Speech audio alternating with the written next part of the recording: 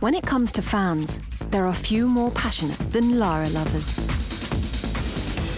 Since the birth of the franchise, fanatics have found some pretty creative ways to honour their favourite Tomb Raider. Katie Fleming, a 20-year-old student from Canada, has created one of the web's most popular Tomb Raider fan sites and authored 10 original novellas based on Lara. Lara arched her body midway to decrease her overall distance and landed half a foot from where she eyeballed. Not bad. 500,000 folks have logged on to Katie's site to have a read, and in March of 2003, her tales took first prize at a worldwide fan fiction contest sponsored by Core Design. I wrote my first story just for fun, for myself, and I continue to write for myself. If I'm happy with it, then that's what I'm going for, but to have other people read them and really like them is like an extra bonus for me.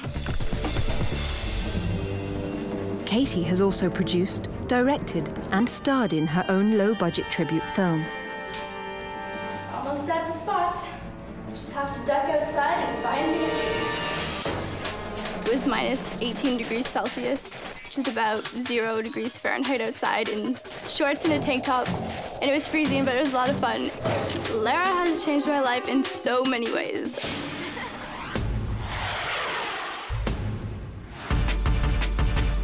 Chantal Slagmolen from Amsterdam claims that she is Lara's #1 fan.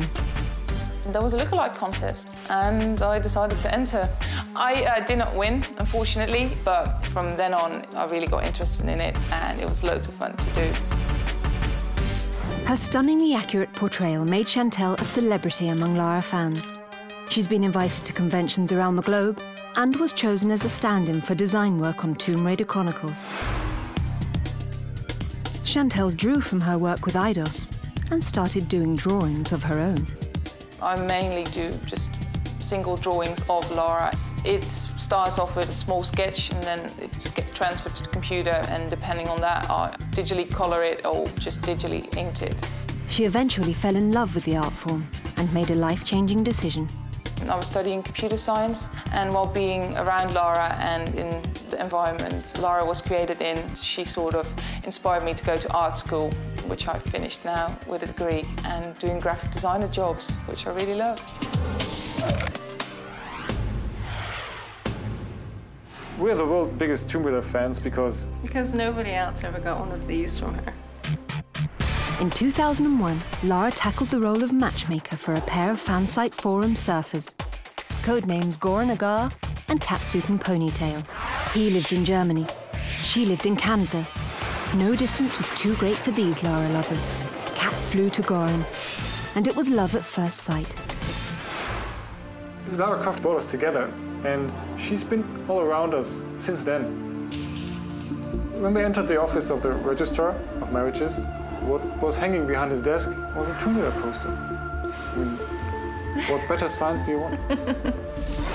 Their honeymoon was even a retracing of Lara's steps in Tomb Raider 3. Today, the domestic duo spends time caring for their brood. A collection of life-size Lara statues considered one of the largest in the world. This house we built with our Lara Croft figures in mind. We wanted to have places to display them to their full potential. And I think we've managed to pull it off pretty well. Quite well. The healthy obsession doesn't stop there.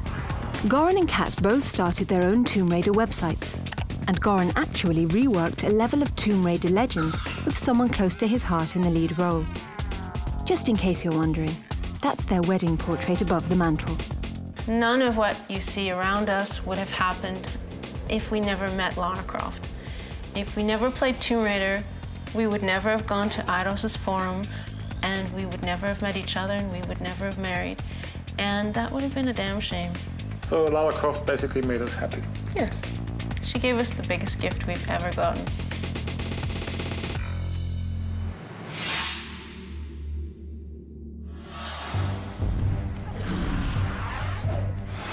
In early 2006, a mysterious trailer for a video game called Tomb Raider Anniversary Edition leaked onto the web.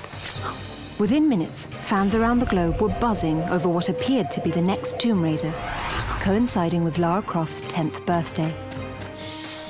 The video was not a true representation of an upcoming game, but Eidos did confirm they were creating a new action-packed game based on the original Tomb Raider. There was a kind of a series of emotions that we went through when we found out that we were going to get to make the next Tomb Raider game. You kind of realize, holy crap, we have to make the next Tomb Raider. There's a great sense of responsibility on our shoulders and reverence to the original game that we don't want to mess up in any way. But just why did they come up with a plan to enhance Lara's first adventure? Who better to answer that question than the man who started it all? This gives us an opportunity to actually tell the story that we were trying to tell in the first place, and also to put a bit more emotional resonance into it. I wanted to bring more of an emotional sort of side to the story, so it kind of evolved into more of a question, Lara discovering how far she's willing to go to pursue her sort of goals, how far she'll step beyond sort of what's morally acceptable to achieve her goals. And that, I think that's very interesting. Developers at Crystal Dynamics knew that updating the classic was a challenge even a new and improved Lara might be afraid to tackle. The most difficult part is taking those memorable pieces of Tomb Raider 1 and recreating them in a way that's fresh, but at the same time totally evokes nostalgia. To better understand why the original game deserved an encore, developers went back and played it again, and again, and again. We went back, played through it, really to make sure that we're hitting all the things that people remember from the original game. I think I'm over 100 planes of Tomb Raider 1, which makes me an uber geek. While developers practically memorized Part 1, the series creator worked tirelessly to expand the story of Lara's journey, recovering a mythical artifact called the Scion and solving the mystery of Atlantis. A fleshed-out storyline isn't the only surprise. Slick new moves round it all out. She's now got a grapple, she has more moves than she had in the original game. We're improving where we can while still trying to stay within the boundaries of what the original game was really about. You're going to get your nostalgia, you're going to get those locations you remember, those encounters you remember, but they're just going to be executed at a much higher production level. Along with higher production value, gamers can expect to hear a newly orchestrated version of the original classic score. Making music to our ears is the job of Troels Folman, composer for Tomb Raider Anniversary. With Anniversary Edition, it's really about being faithful to the old games. I think everybody will recognize that the old themes are there. They'll absolutely know all the tunes. The main theme is scored exactly the same way, but just with a little more advanced types of orchestration on it. Enhancements don't stop there. Players will get some pretty interesting eye candy this time around. My favorite part of the game would have to be the T-Rex fight. I mean, everybody sort of remembers that from the first one, so we brought it back and we're trying to make it as great as we can to really hit everybody's expectations of what their memory of the original game is. The bit I'm most excited about seeing is the cat mummies. They're definitely not cute. Thanks to the improvements, Tomb Raider Anniversary is bound to uncover a whole new legion of fans.